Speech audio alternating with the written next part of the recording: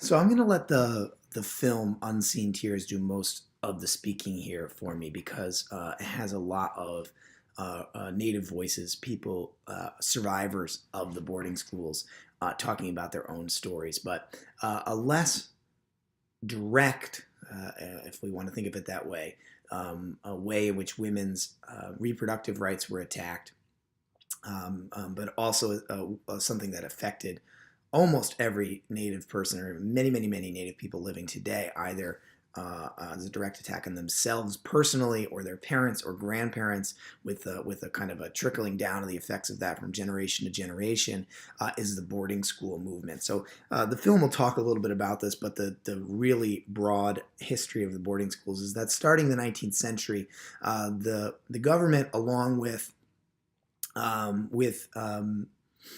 folks from churches and public institutions, started a series of boarding schools that were specifically for Native American children. And children from all over the country were taken from their parents, in many cases coerced, or in coerced or forced ways, in ways that are seen as very unjust today. And they were put into these institutions. And these institutions were designed to westernize, Christianize them, turn them into good industrious workers in the American system, and generally scrub the nativeness out of them. And so their clothes were taken from them and replaced with Western clothes. Their hair was cut and replaced with Western haircuts. Their names sometimes changed, and very powerfully, their languages and religious practices were banned, and children were brutally punished for trying to practice their traditional religious practices, or their languages, or other cultural traditions. And the stories of abuse that come from these boarding schools are sometimes quite horrendous. And this process went on for a century, basically. Again, and around the 1970s is when the last of the boarding schools closed. But Native kids from all over the country were thrown in together into these boarding schools, from dozens of different tribes in many cases.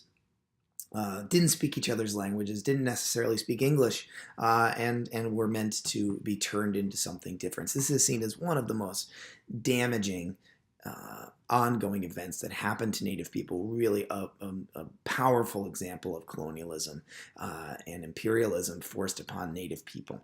So watch the film. It's about 45 minutes long. It has lots of Native people, many of whom are actual survivors of the boarding schools, talking about their experiences and the things that happened to them there. There are, including Dennis Banks, who you just actually watched another film about last week. Dennis Banks is one of the people who's interviewed in this, so you'll get to see him again talking about some kind of painful memories from his time in the boarding schools.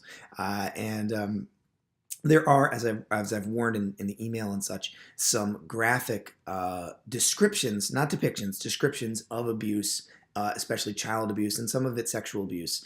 And so be warned that that is in there. And if you're not comfortable with that, maybe don't watch, and perhaps just do a little research on your own, or ask me to talk to you about some other information from the boarding schools. But if you are okay with that, please do watch. It's a very powerful story with those original voices.